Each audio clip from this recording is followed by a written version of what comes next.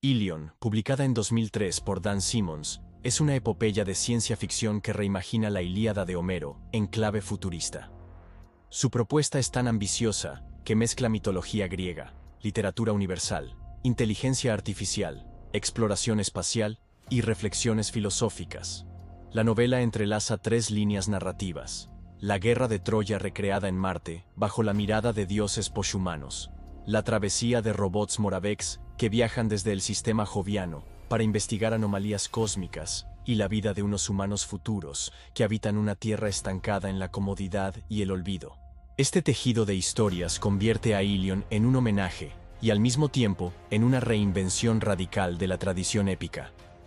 En este resumen recorreremos los momentos principales, comentaremos sus diferencias con la Ilíada original y pensaremos cómo podría verse en una adaptación cinematográfica del estilo de Christopher Nolan.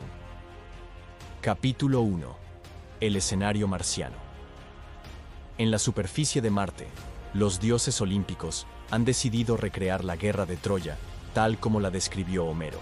Estos dioses ya no son deidades clásicas, sino entidades poshumanas que dominan la tecnología y manipulan la realidad como si fuera arcilla. Entre ellos está Zeus, distante y poderoso, mientras que Hera, Apolo y Atenea actúan con la misma pasión y rivalidad que en los mitos antiguos. Para observar y registrar la contienda, resucitan a Thomas Hockenberry, un profesor de literatura especializado en Homero, tomado directamente de nuestro pasado. Desorientado, Hockenberry descubre que lo que alguna vez analizó como texto ahora ocurre frente a sus ojos, con sangre real y cuerpos reales. La idea misma de un mito convertido en simulación tangible plantea preguntas inquietantes sobre historia, repetición y destino. Capítulo 2. Hockenberry y los dioses. El papel de Hockenberry es el de cronista, pero pronto se convierte en algo más. Dotado de libertad limitada y vigilado por los dioses, se ve obligado a relatar los sucesos como un académico atrapado dentro de su propio objeto de estudio. Sin embargo, la ironía y la curiosidad lo llevan a desafiar las reglas. A través de su mirada, los lectores modernos encuentran un puente entre la erudición literaria y la violencia descarnada del mito. Hockenberry se burla de la vanidad de los dioses y cuestiona la lógica de repetir una guerra que ya conocimos en los versos de Homero. Su perspectiva introduce el tema central de la novela. ¿Están los mitos condenados a repetirse o pueden ser reinterpretados? En una hipotética adaptación cinematográfica, su voz funcionaría como la del espectador, siempre oscilando entre asombro, crítica y duda. Capítulo 3. La guerra reinventada. Los héroes de la Ilíada cobran vida en Marte con una intensidad renovada. Aquiles aparece más feroz y devastador que nunca. Héctor lucha con un honor que inspira respeto incluso entre sus enemigos. Agamenón encarna la arrogancia del poder y Odiseo la astucia interminable. Helena, por su parte, es mostrada no solo como objeto de deseo, sino como símbolo ambiguo de poder y desgracia. La guerra es sangrienta, desmesurada y espectacular, pues Simmons no teme en mostrar la brutalidad de las batallas, con un detalle que Homero apenas insinuaba. Cada combate se convierte en una meditación sobre la gloria y la destrucción, recordando que la épica siempre convive con el horror. A diferencia de las adaptaciones cinematográficas de la Ilíada, donde se suavizan escenas para la audiencia, aquí el mito es más cruel, más humano y también más inquietante. Capítulo 4. Los Moraveks. El segundo hilo narrativo introduce a los Moraveks, robots conscientes que provienen del sistema joviano. Estos seres metálicos poseen humor, curiosidad y un amor profundo por la cultura. Citan a Shakespeare y a Proust mientras viajan hacia Marte para investigar una anomalía cuántica que amenaza con desestabilizar la realidad.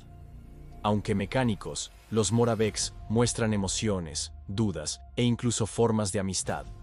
En su travesía cósmica, discuten sobre la esencia de la conciencia y la memoria, demostrando que la inteligencia artificial puede ser portadora de sensibilidad literaria. Su presencia aligera la brutalidad de la guerra troyana, aportando un contrapunto de reflexión y sátira. Simmons los utiliza para recordarnos que la cultura es lo que define a los seres pensantes, más allá de su origen biológico o artificial. Capítulo 5. Los humanos decadentes. La tercera línea narrativa nos lleva a la Tierra, donde un grupo de humanos vive en una aparente utopía. No trabajan, no sufren y dependen de tecnologías que les ofrecen alimento, placer y salud. Sin embargo, han perdido la memoria histórica y viven como niños perpetuos, ignorando los cimientos de su sociedad. Su mundo es cómodo, pero frágil, pues carece de propósito y de raíces. Simmons convierte esta trama en una crítica a la humanidad contemporánea. ¿Qué ocurre cuando el bienestar reemplaza al esfuerzo y la memoria desaparece? Estos humanos son un espejo deformado de nosotros, atrapados en la ilusión de un paraíso que oculta su propia vulnerabilidad. Capítulo 6. Los hilos se entrecruzan. Aunque parecen relatos separados, los tres mundos empiezan a entrelazarse. La guerra de Troya en Marte, la misión de los Moraveks y la vida de los humanos en la Tierra convergen en un enigma común. El mito no es solo un juego de dioses poshumanos, sino una estructura que moldea la realidad misma. La anomalía cuántica que investigan los Moraveks se conecta con los experimentos de los dioses, mientras que la fragilidad de la Tierra se muestra como consecuencia de ciclos repetidos de olvido. El resultado es una narrativa que recuerda al cine de Christopher Nolan. Múltiples tramas que parecen inconexas y que poco a poco revelan un patrón más profundo sobre tiempo, destino y humanidad. Capítulo 7. El desafío al destino. Hockenberry, cansado de ser un observador, comienza a manipular la narrativa. Con ingenio y osadía, altera pequeños eventos de la guerra, cambiando alianzas y desafiando los planes divinos. Este acto lo transforma en un jugador dentro de la partida, mostrando que incluso los eruditos pueden alterar la historia que alguna vez solo analizaron. Mientras tanto, Aquiles se enfrenta a dilemas aún más oscuros que en Homero. Su furia es tan devastadora que amenaza con romper la lógica del mito mismo. La tensión entre libre albedrío y destino se intensifica, recordándonos que Simmons no busca repetir la Ilíada, sino desarmarla y reconstruirla bajo una luz futurista. Capítulo 8. Filosofía y ciencia. Los Moraveks se convierten en los filósofos de la obra. Hablan de la temporalidad, de la naturaleza de la conciencia y de la importancia de la memoria cultural. Simmons les otorga voces que citan a Shakespeare, Proust y hasta a Homero, creando un diálogo literario entre épocas y especies. Estos pasajes pueden parecer digresiones, pero en realidad son el corazón de la novela. La ciencia ficción aquí no se limita a tecnología avanzada, sino que sirve como vehículo para reflexionar sobre lo humano. Capítulo 9. Crítica social. La trama de los humanos en la Tierra es una parábola sobre el peligro de olvidar la historia. Sin memoria ni esfuerzo, viven en una infancia eterna. Al enfrentarse a cambios inesperados, su ignorancia se vuelve su mayor debilidad. Simmons critica la tendencia moderna de buscar comodidad sin responsabilidad, y muestra que la pérdida de la memoria cultural equivale a la pérdida de la identidad. Este hilo narrativo, menos espectacular en apariencia, es quizás el más perturbador, porque nos refleja directamente como sociedad. Capítulo 10. Rumbo al clímax.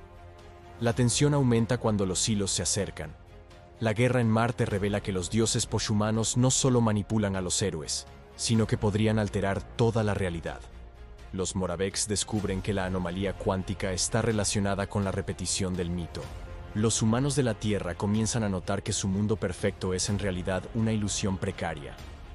Todo confluye en la idea de que el mito es un motor cósmico que estructura la historia y que su repetición puede traer consecuencias devastadoras.